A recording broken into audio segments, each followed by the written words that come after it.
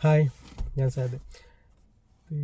നമ്മൾ ട്രേഡ് ചെയ്യുമ്പോൾ നമ്മൾ ഏറ്റവും കൂടുതൽ തുടക്കകാലത്തല്ല, ട്രേഡ് ചെയ്ത് പഠിച്ച് ഏകദേശം കഴിഞ്ഞ് ഒരു ട്രേഡിങ്ങിൻ്റെ ബാക്കി കാര്യങ്ങളൊക്കെ ഏകദേശം ഓക്കെ ആയി എന്ന് തോന്നുമ്പോൾ നമുക്ക് പിന്നെ വലിയൊരു പ്രശ്നമായിട്ട് വരില്ലേ.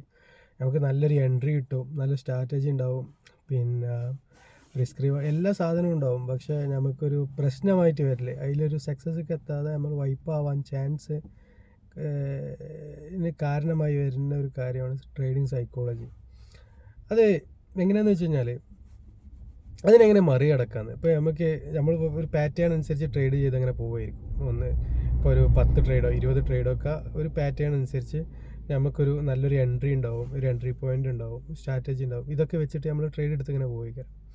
അപ്പോൾ നമ്മൾ ഏകദേശം കുഴപ്പമില്ല ഒരു 5-6 ട്രേഡൊക്കെ അല്ലെങ്കിൽ 10 ട്രേഡൊക്കെ ആകുമ്പോൾ ഒരു 6 സ്റ്റോപ്പ് ലോസ് അല്ലെങ്കിൽ 7 സ്റ്റോപ്പ് ലോസ് ആണ്, 3 ടാർഗറ്റ് ആണെന്നുണ്ടെങ്കിൽ 1:2 ആണെന്നുണ്ടെങ്കിൽ ഏകദേശം നമുക്ക് ലോസ് ഇല്ലാത്ത രീതിയിൽ മാനേജ് ചെയ്ത് പോകാൻ കഴിയും. അപ്പോൾ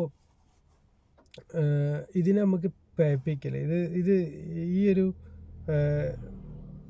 ചില ദിവസങ്ങളിൽ, ചില മോശം ദിവസങ്ങളിൽ നമ്മൾ എന്ത് ചെയ്യും, നമ്മളെ പ്ലാനുകളോ സ്ട്രാറ്റജിയോ അല്ലെങ്കിൽ മണി മാനേജ്മെൻറ്റോ ഇതൊന്നും നോക്കാതെ പോയിട്ട് ട്രേഡ് എടുക്കും. അങ്ങനെ എടുത്തു കഴിഞ്ഞാൽ നമുക്ക് വലിയ ലോസ് വരും.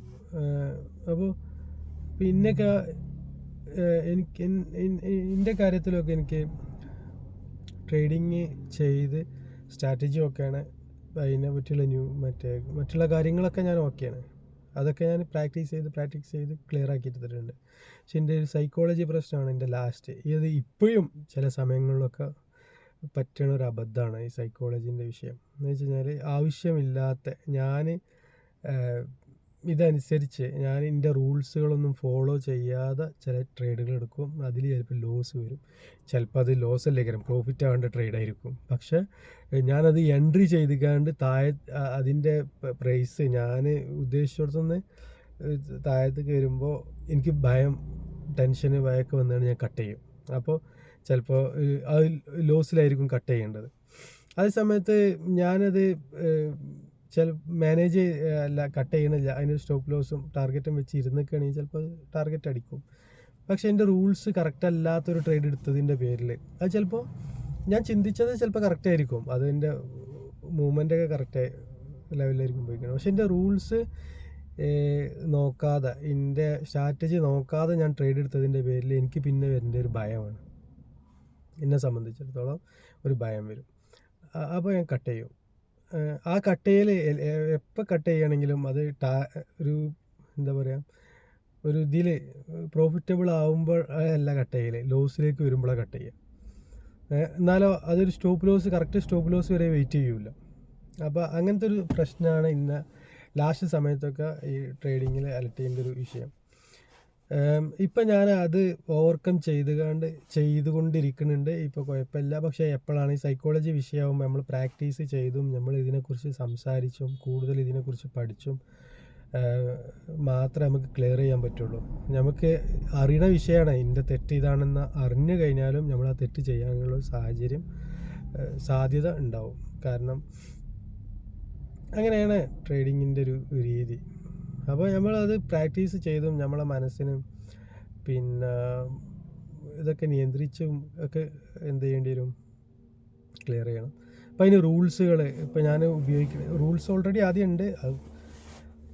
ഏറ്റവും ബെറ്റർ എപ്പോഴും റൂൾസ് കറക്റ്റാക്കിയിട്ട് എടുക്കുക. സ്റ്റോപ്പ് ലോസ് പക്ക കറക്റ്റ് സ്റ്റോപ്പ് ലോസ്, ടാർഗറ്റും 1:2 ആണ് ഉപയോഗിക്കേണ്ടത്. മിനിമം 1:2 വേണം, 1:2 മിനിമം വേണം. അപ്പോൾ ഇപ്പോൾ ഒരു 10 രൂപ സ്റ്റോപ്പ് ലോസ് ആണെങ്കിൽ 20 രൂപ മിനിമം ടാർഗറ്റ് വേണ്ടി വരും. എന്നാലാണ് നമുക്ക് ഒരു 10-20 ട്രേഡൊക്കെ ആകുമ്പോൾ നമ്മൾ നല്ല രീതിയിൽ പ്രോഫിറ്റബിളായിട്ട് വരും.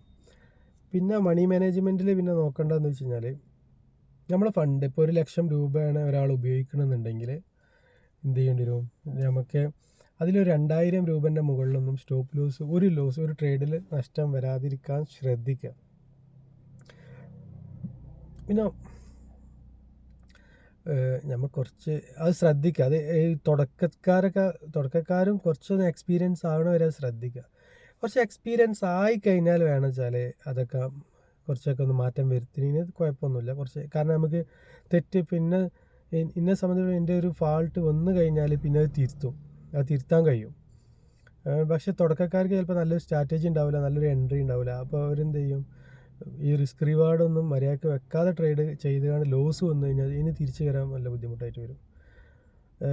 ഇതിപ്പോൾ നമ്മളൊരു കോയിൻ ട്രോസ് പോലെ നമ്മൾ നോക്കണം. നമ്മൾ ഇനി ട്രേഡ് എത്ര മോശം ട്രേഡാണെന്നുണ്ടെങ്കിലും നമ്മളെ ഒരു എൻട്രി ചെയ്യണത് തിരഞ്ഞെടുക്കണത് ഇപ്പോൾ നമ്മൾ ഞാൻ ഇന്ന ഇതൊക്കെ ഉണ്ടെങ്കിൽ ടൂൾസൊക്കെ വെച്ചുകൊണ്ട് ഇന്ന ഇതൊക്കെ ഉണ്ടെങ്കിൽ എന്തെങ്കിൽ ഹയർ ഹൈയിൽ പിന്നെ മറ്റേ ലോയിൽ എൻട്രി ചെയ്യുന്നോ അങ്ങനെ എന്തെങ്കിലുമൊക്കെ റൂൾസുകൾ ഉണ്ടാവുമല്ലോ.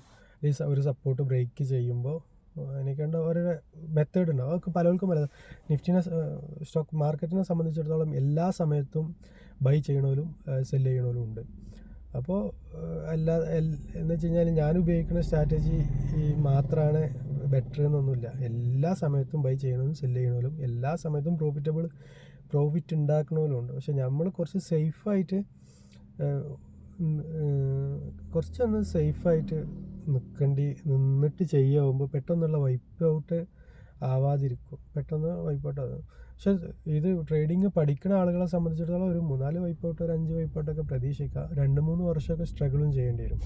നല്ല പ്രോഫിറ്റബിൾ ആവണമെന്നുണ്ടെങ്കിൽ അങ്ങനെ സ്ട്രഗിൾ ചെയ്യേണ്ടി വരും.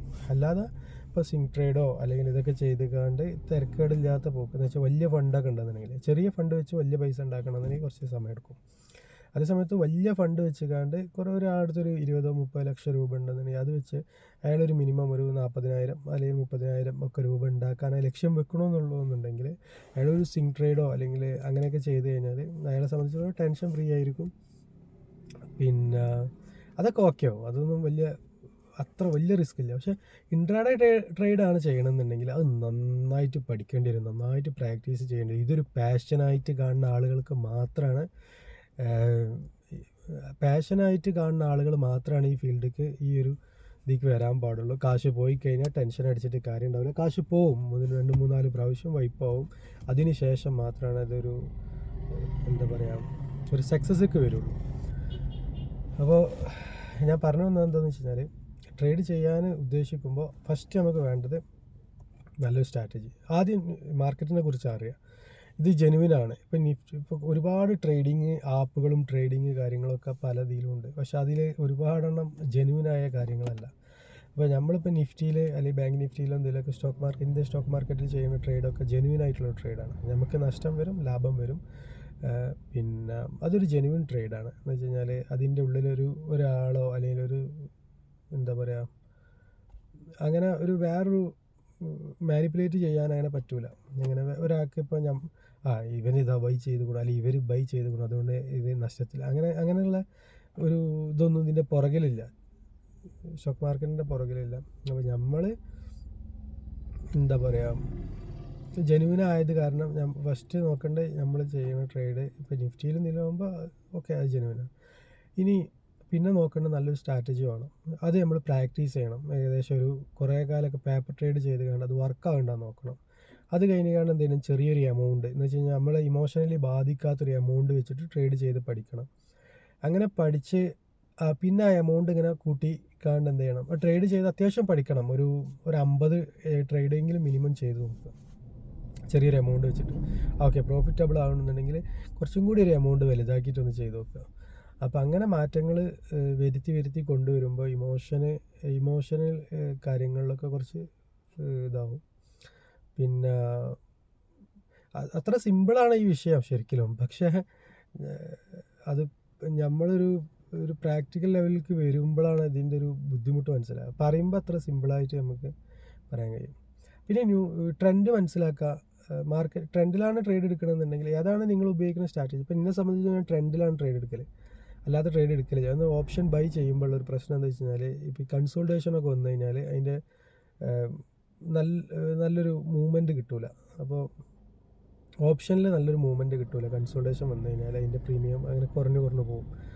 അപ്പോൾ ഇനി നമുക്ക് അനുകൂലമായ ഭാഗത്തേക്കാണ് നിഫ്റ്റി നീങ്ങുന്നതെന്നുണ്ടെങ്കിലും ഓപ്ഷൻ ചാർട്ടിൽ ചിലപ്പോൾ അതിൻ്റെ പ്രൈസ് താഴെ ഇങ്ങനെ പോയിക്കൊണ്ടിരിക്കും. അപ്പോൾ നമ്മൾ ഓപ്ഷൻ ചെയ്യണമെന്നുണ്ടെങ്കിൽ എന്ത് ചെയ്യുക, ട്രെൻഡിൽ ചെയ്യായിരിക്കും എപ്പോഴും നല്ലത്. നല്ല അപ്പ് ട്രെൻഡ് ഉണ്ടാണെങ്കിൽ അപ്പോൾ ട്രെൻഡ് മനസ്സിലാക്കാനുള്ള ടൂളുകളൊക്കെ വെച്ചിട്ട് ട്രെൻഡ് മനസ്സിലാക്കിയിരിക്കുക. പിന്നെ അതേമാതിരി ന്യൂസ്, പിന്നെ അതേമാതിരി നിഫ്റ്റിക്ക് ബലമായിട്ടുള്ള സ്റ്റോക്കുകളുണ്ടാവും, റിലയൻസ്, HDFC ബാങ്ക്, പിന്നെ അതേമാതിരി നല്ല നല്ല സ്റ്റോക്കുകളൊക്കെ നോക്കുക.